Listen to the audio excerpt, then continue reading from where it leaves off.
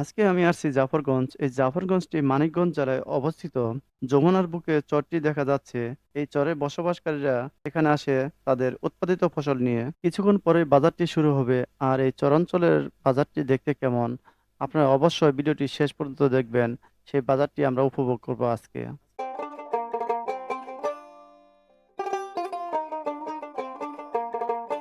হ্যাঁ দাও, ওই যে দেখতেছে মাছ কত, মাছ দাও, মাছ গাবলা ধরে টান দে, শোয়া নিয়ে এবার নিয়ে মাছ দাও।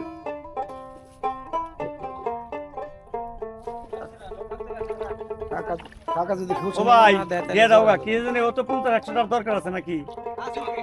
তাহলে 2000 টাকা দেবো না। না 2000 দেওয়া যাবে না। না, আমি 2000 টাকা দেবো না। দাও আল্লাহ, তুমি আসলে কেমন মানুষ দেখি। দাও। এর অল্প কাটা দে দে নাকি? কারা যা যাওয়া না। দে 2000 টাকা দিবি না তুই? না। হ্যাঁ দিবি না? দেও 2000 দিলে আমার পড়বে না 2100। জায়গা কইছে কইছে মুখটা দে। লাও ভালো যা, আর কিছু নাই কি এবার পাস করে কেন আমার যা করে দিলাম, তুই জামলা তাই করে।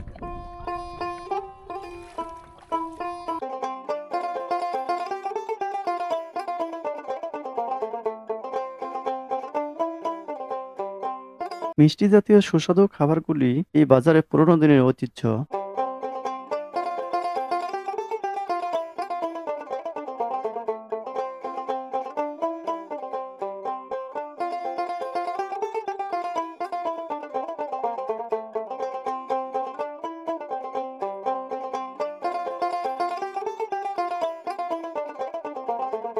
গৃহস্থলী কাজে ব্যবহৃত জিনিসপত্রগুলো এখান থেকেই তারা সংগ্রহ করে।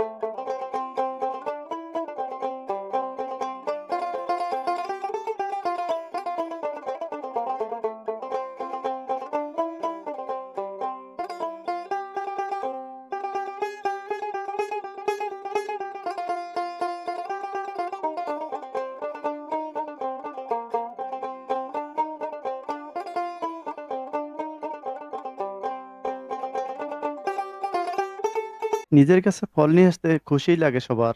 কেউ বা নিয়ে আসছে আম, আর কেউ বা নিয়ে আসছে কাঁঠাল।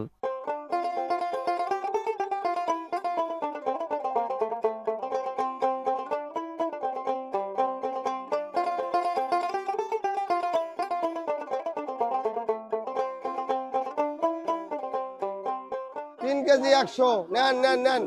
এখন আর সস্তা দিব। 3 কেজি 100। 3 কেজি 100।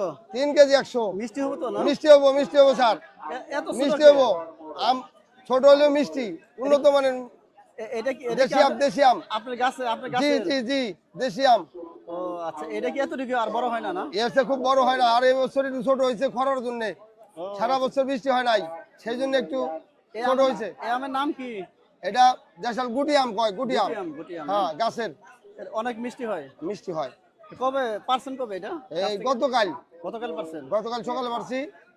ও আচ্ছা, কোনো মেডিসিন দেন নাই তো? কোনো মেডিসিন নাই স্যার, মেডিসিন ছাড়া দেশাল আম। আচ্ছা, খুব ভালো। একই আম, এটা এটা একই আম। 2 গাছের আম আছে। এই এক গাছের আম, এই যে এই গাছের আম, ওইগুলা এই 2 গাছের আম। আম খুব ভালো স্যার, সুস্বাদু আম। দেশাল আম খুব সুস্বাদু আম। আমে তো আর কোনো ভেজাল করেন না? কোনো মেডিসিন ভেজাল নাই, দেন তো? কোনো ভেজাল নাই, ভয় নাই ইনশাল্লাহ। তাই না?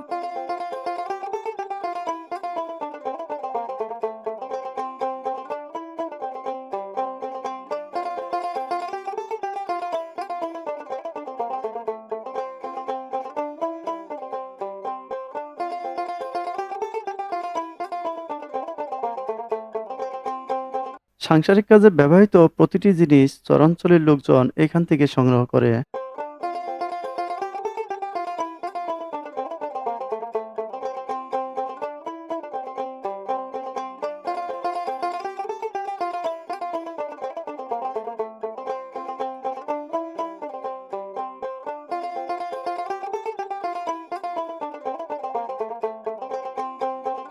আজকের মতো এখানেই শেষ করছি বন্ধুরা।